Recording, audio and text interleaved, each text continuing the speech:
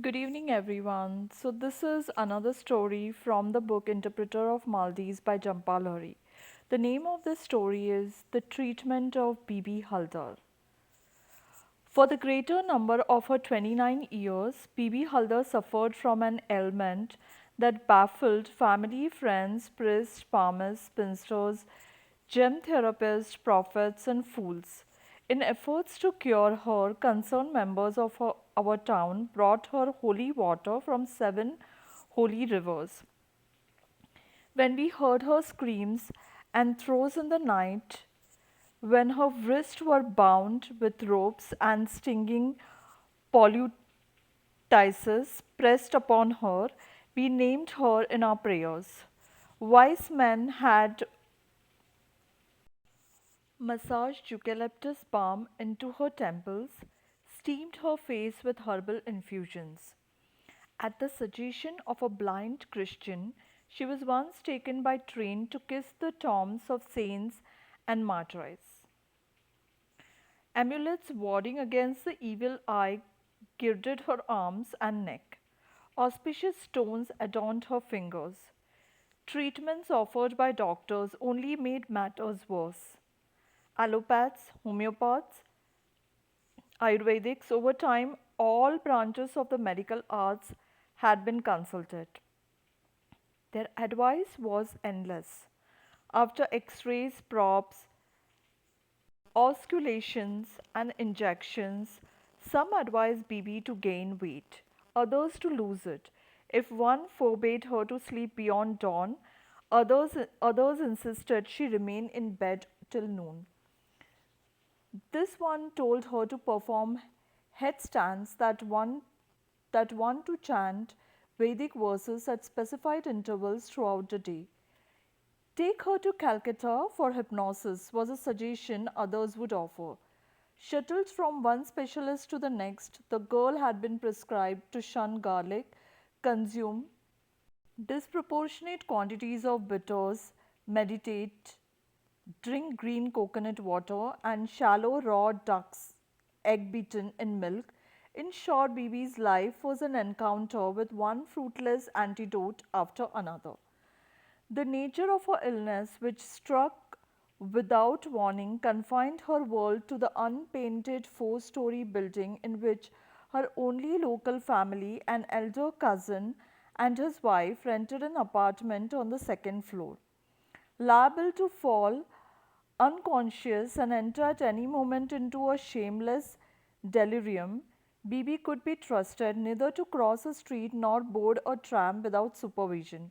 Her daily occupation consisted of sitting in the storage room on the roof of our building, a space in which one could sit but not comfortably stand, featuring an adjoining latrine, a curtained entrance, one window without a grill, and shelves made from the panels of old doors.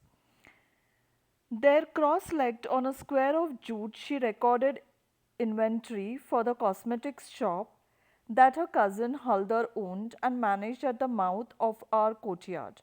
For her services, Bibi received no income but was given meals, provisions, and sufficient meters of cotton at every October holiday to replenish her wardrobe at an expensive tailor. At night, she slept on a folding camp cot in the cousin's place downstairs. In the morning, Bibi arrived in the storage room wearing cracked plastic slippers and a house coat whose hem stopped some inches below the knee, a length we had not worn since we were 15.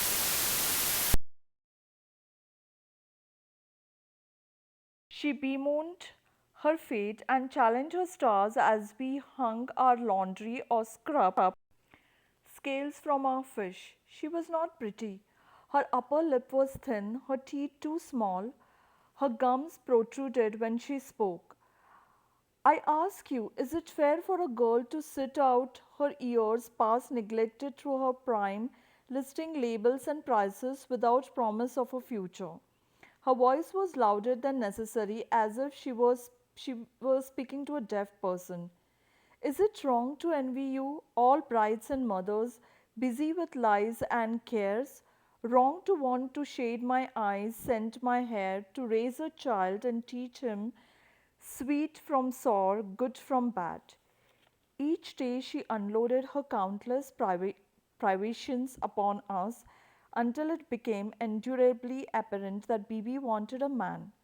She wanted to be spoken for, protected, placed on her path in life. Like the rest of us, she wanted to serve supers and scold servants and set aside money in her almari to have her eyebrows threaded every 3 weeks at the Chinese beauty parlor. She pestered us for details of our own weddings, the jewels, the invitations, the scent of tuberoses strung over the nuptial bed. When at her insistence we showed her our photo albums embossed with the designs of butterflies, she pored over the snapshots that chronicled the ceremony. Butter poured in fires, garlands exchanged, vermilion painted fish, trays of shells and silver coins. An impressive number of guests she would observe, stroking with a finger the misplaced faces that had surrounded us. What it happens to me, you will all be present. Anticipation began to plague her with such ferocity that the thought of a husband on which all her hopes were pinned threatened at times to send her into another attack. Amid tins of talc and boxes of bobby pins, she would curl up on the floor of the storage room, speaking in non sequiturs. I will never dip my foot in milk, she whimpered. My face will never be painted with sandalwood paste. Who will rub me with turmeric? My name will never be printed with scarlet ink on a card. Her soliloquies, mawkish, her sentiments, maudlin malice dripped like a fever from her pores. In her most embittered moments, we wrapped her in shawls, washed her face from the cistern tap, and brought her glasses of yogurt and rose water. In moments when she was less disconsolate, we encouraged her to accompany us to the tailor and replenish her blouses and petticoats, in part to provide her with a change of scenery, and in part because we thought it might increase whatever matrimonial prospects she had. No man wants a woman who dresses like a dishwasher, we told her. Do you want all that fabric of yours to go to the moths? She sulked, pouted, protested, and signed. Where do I go? Who would I dress for? She demanded. Who takes me to the cinema, the zoo garden, buys me lime soda and cashews? Admit it, are these concerns of mine? I will never be cured, never married. But then a new treatment was prescribed for Peavy, the most outrageous of them all.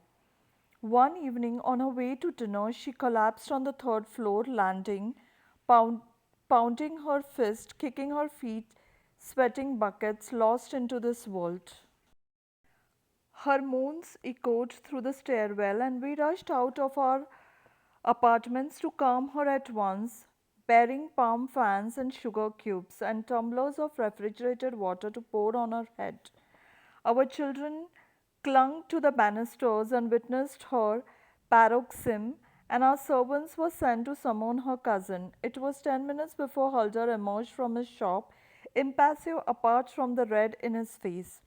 He told us to stop fussing, and then, with no efforts to repress his disdain, he packed her into a rickshaw bound for the polyclinic.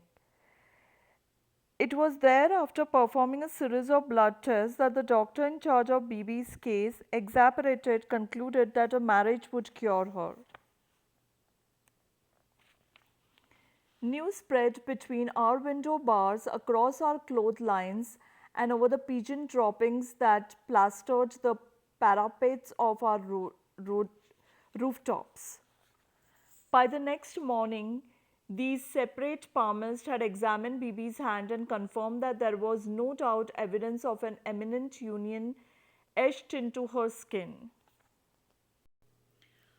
Unsavory thoughts murmured indelicacies at cutlet stands. Grandmothers consulted almanacs to determine a propitious hour for the betrothal.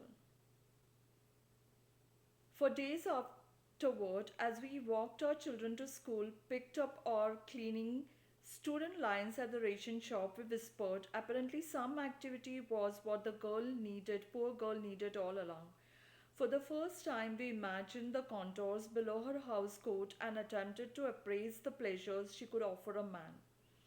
For the first time, we noted that the clarity of her complexion, the length and the languor of her eyelashes, the undeniably elegant armature of her hands. They say it's the only hope, a case of overexcitement. They say, and here we paused, blushing, relations will calm her blood. Needless to say, Bibi was delighted by the diagnosis and began at once to prepare for conjugal life. With some damaged merchandise from Haldar's shop, she polished her toenails and softened her elbows. Neglecting the new shipments delivered to the storage room, she began hounding us for recipes for vermicelli pudding and papaya stew, and inscribed them in crooked letters in the pages of her inventory ledger. She made guest list, dessert list, listed hands in which she intended to honeymoon. She applied glycerin to smooth her lips, resisted sweets to reduce her measurements. One day she asked one of us to accompany her to the tailor, who stitched her a new salwar kameez in an umbrella cut, the fashion that season.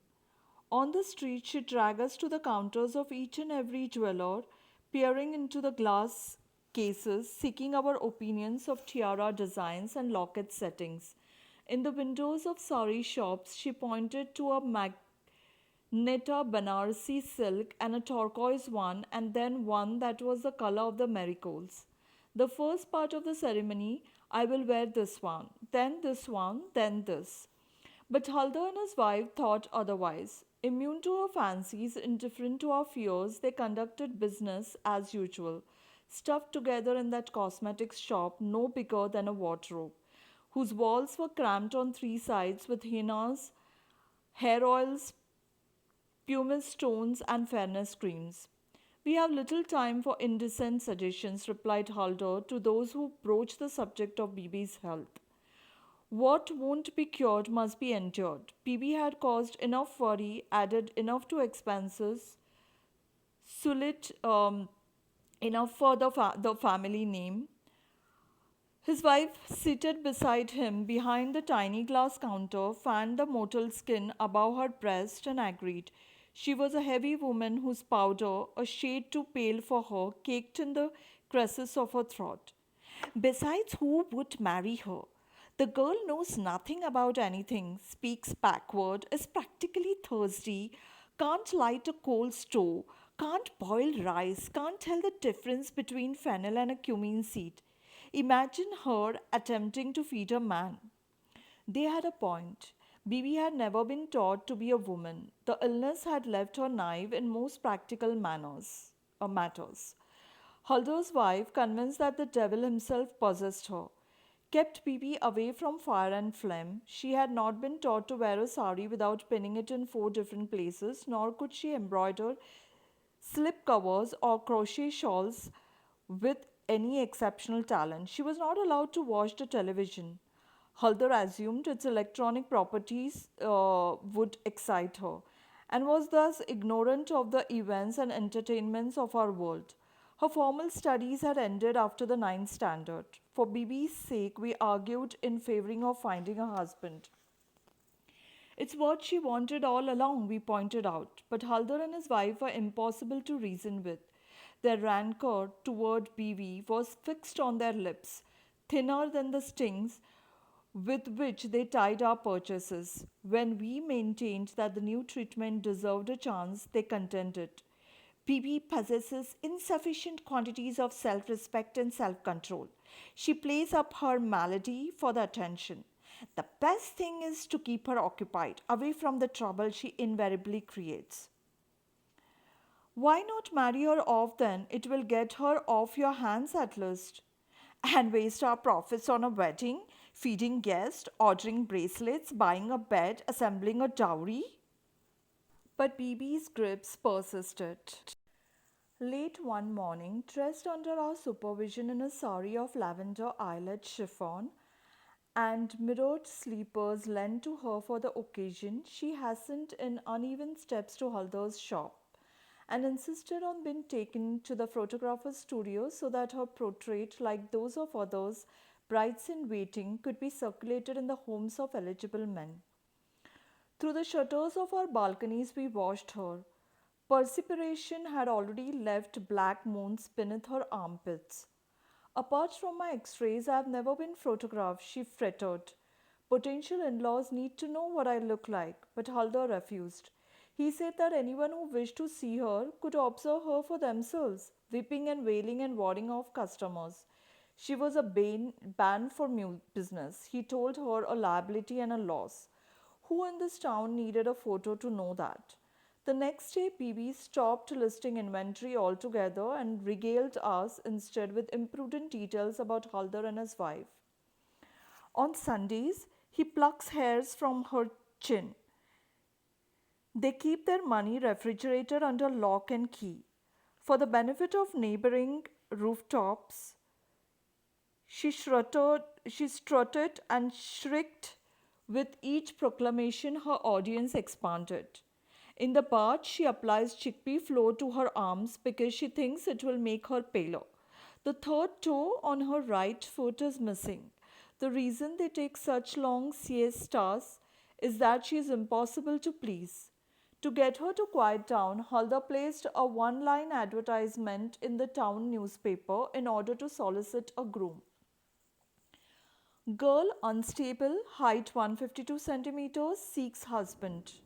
The identity of the prospective bride was no secret to the parents of our young men, and no family was willing to shoulder so blatant a risk.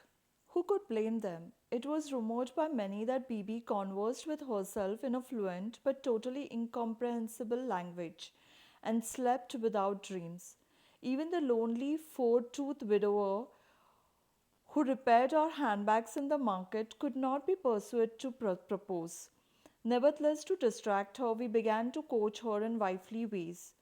Frowning like a rice pot will get you nowhere. Men require that you care them with your expression. As practice for the event of encountering a possible suitor, we urged her to engage in small conversations with nearby men. When the water bearer arrived at the end of his rounds to fill Bibi's urn in the storage room, we instructed her to say, "How do you do?" When the coal supplier unloaded his baskets on the roof, we advised her to smile and make a comment about the weather. Recalling our own experiences, we prepared her for an interview. Most likely, the groom will arrive with one parent, a grandparent, and either an uncle or aunt. They will stare, ask several questions. They will examine the bottoms of your feet, the thickness of your braid. They will ask you to name the Prime Minister, recite poetry, feed a dozen hungry people on half a dozen eggs. When 2 months had passed without a single reply to the advertisement, Haldar and his wife felt vindicated. Now, do you see that she is unfit to marry? Now, do you see no man of sane mind would touch her? Things had not been so bad for Peewee before her father died. The mother had not survived beyond the birth of the girl. In his final years, the old man, a teacher of mathematics in our elementary schools, had kept assiduous track of Bibi's illness in hopes of determining some logic to her condition. To every problem there is a solution, he would reply whenever we inquired after his progress. He reassured Bibi. For a time, he reassured us all. He wrote letters to doctors in England, spent his evenings reading case books at the library, gave up eating meat on Fridays in order to appease his household god. Eventually, he gave up teaching as well, tutoring only from his room so that he could monitor Bibi at all hours. But though in his youth he had received prizes for his ability to deduce square roots from memory, he was unable to solve the mystery of his daughter's disease. For all his work, his records led him to conclude only that Bibi's attacks occurred more frequently in summer than winter, and that she had suffered approximately 25 major attacks in all. He created a chart of her symptoms, with directions for calming her and distributed it throughout the neighborhood. But these were eventually lost or turned into sailboats by our children or used to calculate grocery budgets on the reverse side. Apart from keeping her company, apart from soothing her woes, apart from keeping an occasional eye on her, there was little we could do to improve the situation. None of us were capable of understanding such desolation. Some days after siesta, we combed out her hair, remembering now and then to change the part in her scalp so that it would not grow too broad. At her request, we powdered the down over her lips and throat, penciled definition into her brows, and walked her to the banks of the fish pond where our children played cricket in the afternoon. She was still determined to lure a man. Apart from my condition, I am perfectly healthy, she maintained, sitting herself on a bench along the footpath where courting men and women strolled hand in hand. I have never had a cold or flu. I have never had jaundice. I have never suffered from colic or indigestion.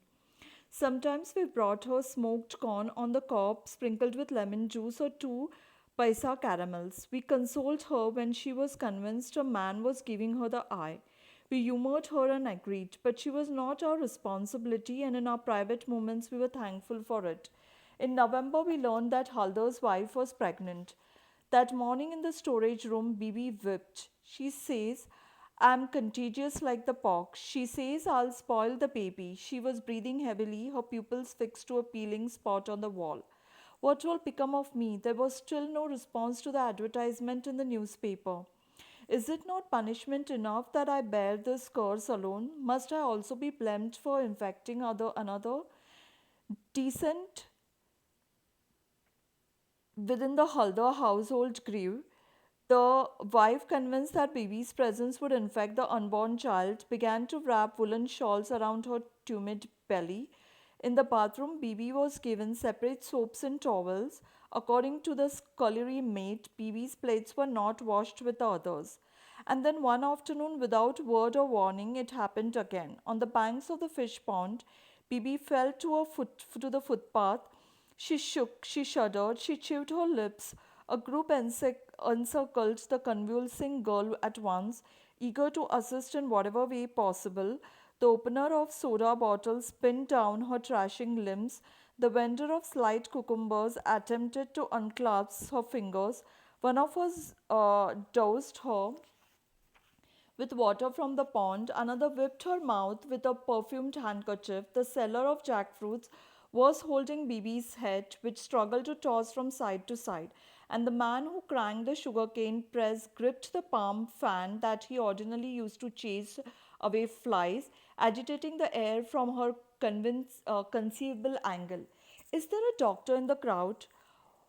Watch that she doesn't swallow her tongue. Has anyone informed Haldar? She's hotter than coals. In spite of our efforts, the tumult persisted. Wrestling with her adversary, racked with anguish, she ground her teeth and twitched at the knees. Over 2 minutes had passed. We watched and worried. We wondered what to do. Leather, someone cried suddenly. She needs to smell leather. Then we remembered the last time it had happened. A cowhide sandal held under her nostrils was what had finally freed Bibi from the clutches of her torment.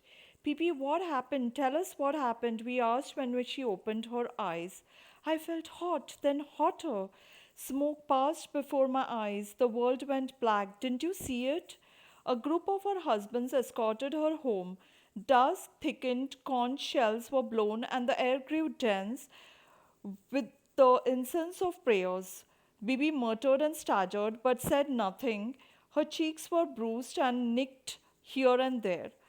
Her hair was matted, her elbows cacked with dirt, and a small piece of one front tooth was missing. We followed behind at what we assumed to be safe distances, holding our children by the hand. She needed a blanket, a compress, a sedative tablet. She needed supervision. But when we reached the courtyard, Haldar and his wife would not have would not have her in the flat. The medical risk is too great for an expectant mother to be in contact with a hysterical person, he insisted. That night, Bibi slept in the storage room. Their baby, a girl, was delivered by forceps at the end of June. By then, Bibi was sleeping downstairs again, though they kept her camcot in the corridor and would not let her touch the child directly. Every day they sent her to the roof to record inventory until lunch, at which point Halda brought her receipts from the morning's sales and a bowl of yellow split peas for her lunch. At night she ate milk and bread alone in the stairwell. Another seizure and another went unchecked. When we voiced our concern, Haldor said it was not our business and flatly refused to discuss the matter. To express our indignation, we began to take our shopping elsewhere. This provided us with our only revenge. Over the weeks, the products on Haldor's shelves grew dusty, labels faded, and colognes turned rank. Passing by in the evenings, we saw Haldor sitting alone, swatting moths with the roll of his sleeper. We hardly saw the wife at all. According to the sucklary maid, she was still bedridden. Apparently, her labor had been complicated. Autumn came with its promise of the October holidays, and the town grew busy shopping and planning for the season. Film songs blared from amplifiers strung through trees. Arcades and markets stayed open all hours. We brought our children balloons and colored ribbons, purchased sweetmeats by the kilo, paid calls in taxis to relatives we had not seen throughout the year. The days grew shorter, the evenings colder. We buttoned our sweaters and pulled up our socks. Then a chill set in that made our throats itch. We made our children gargle with warm salt water and wrap mufflers around their necks. But it was that Hulder baby who ended up getting sick. A doctor was summoned in the middle of the night and commanded to reduce the fever. Cure her, the wife pleaded. Her shrill commotion had woken us all. We can give you anything, just cure my baby girl. The doctor prescribed a glucose formula, crushed aspirins in mortar, and told them to wrap the child with quills and covers. Few days later, the fever had not budged. It's Bibi, the wife wailed. She's done it. She's infected our child. We should never have let her back down here. We should never have let her back into this house. And so Bibi started spending her nights in the storage room again. At the wife's insistence, Halda even moved her camcot up there along with a tin trunk that contained her belongings. Her meals were left covered with a colander at the top of the stairs. I don't mind, Bibi told us. It's better to live apart from them to set up house on my own. She unpacked the trunks, some housecoats, a framed portrait of her father, sieving supplies, and an assortment of fabrics, and arranged her things on a few empty shelves. By the week's end, the baby had recuperated, but Bibi was not asked to return downstairs.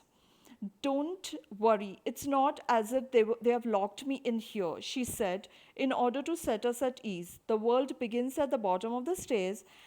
Now I am free to discover life as I please. But in truth, she stopped going out altogether. When we asked her to come with us to the fish pond or to go see temple decorations, she refused, claiming that she was stitching a new curtain to hang across the entrance of the storage room. Her skin looked ashen. She needed fresh air. What about finding your husband? We suggested. How do you expect to charm a man sitting up here all day? Nothing persuaded her. By mid December, Halder cleared all the unsold merchandise off the shelves of his beauty shop and hauled them in boxes up to the storage room. We had succeeded in driving him more or less out of business. Before the year's end, the family moved away, leaving an envelope containing 300 rupees under Bibi's doors. There was no more news of them. One of us had an address for a relation of Bibi's in Hyderabad and wrote explaining the situation. The letter was returned unopened, address unknown. Before the coldest weeks set in, we had the shutters of the storage room repaired and attached a sheet of tin to the door frame so that she would at least have some privacy. Someone donated a kerosene lamp, another gave her some old mosquito netting and a pair of socks without heels. At every opportunity, we reminded her that we surrounded her, that she could come to us if she ever needed advice or aid of any kind. For a time, we sent our children to play on the roof in the afternoons so that they could alert us if she was having another attack. But each night we left her alone. Some months passed. Bibi had retreated into a deep and prolonged silence. We took turns leaving her plates of rice and glasses of tea. She drank little, ate less, and began to assume an expression that no longer matched her ears. At twilight, she circled the parapet once or twice, but she never left the rooftop. After dark, she remained behind the tin door and did not come out for any reason. We did not disturb her. Some of us began to wonder if she was dying. Others concluded that she had lost her mind. One morning in April, when the heat had returned for drying lentil wafers on the roof, we noticed that someone had vomited by the cistern tap. When we noticed this a second morning as well, we knocked on Bibi's tin door. When there was no answer, we opened it ourselves as there was no lock to fasten it. We found her lying on the camp cot. She was about 4 months pregnant. She said she could not remember what had happened. She would not tell us who has done it. We prepared her semolina with hot milk and raisins. Still, would not reveal the man's identity. In vain, we searched for traces of the assault, some signs of the intrusion, but the room was swept and in order. On the floor beside the cot, her inventory ledger, open to a fresh page, contained a list of names. She carried the baby to full term, and one evening in September, we helped her deliver a son. We showed her how to feed him and bath him and lull him to sleep. We bought her an oilcloth and helped her stitch clothes and pillowcases out of the fabric she had saved over the years. Within a month, Bibi had recuperated from the birth, and with the money that Haldar had left her, she had the storage room whitewashed and placed padlocks on the window and doors. Then she dusted the shelves and arranged the leftover potions and lotions, selling Haldar's old inventory at half price. She told us to spread word of the sale, and we did. From BB, we purchased our soaps and coal, our combs and powders, and when she sold the last of her merchandise, she went by taxi to the wholesale market using her profits to restock the shelves. In this manner, she raised the boy and ran a business in the storage room, and we did what we could to help. For years afterward, we wondered who in our town had disgraced her. A few of her servants were questioned, and in tea stalls and bus stands, possible suspects were debated and dismissed. There was no point carrying out an investigation. She was, to the best of our knowledge, cured. So finally, everyone, having a baby and becoming a mother and having some destination or some kind of routine to her life, Bibi's healed herself. So this was the best treatment destiny gave her. And finally, Bibi got cured and started living her life with all happiness and peace, looking forward to nurturing the baby, bringing it up, and her life finally had some rhythm. It had some goal. So I think this was one of the stories which makes you curious what's going to happen, what will be the ultimate treatment for BV, and then whether she'll get married or not. And then the story takes a twist, and then we realized, oh, what the destiny had to offer as a treatment to BB Haldar. Do let me know in the comment section if you what do you feel about, what are your thoughts on the story, and we'll discuss more on the book club. So for everyone, today it was raining outside and I recorded this story. It was thundering, and it was a nice moment for reading and recording this story. I enjoyed it. So have a wonderful rainy moments of the day, everyone. Goodbye.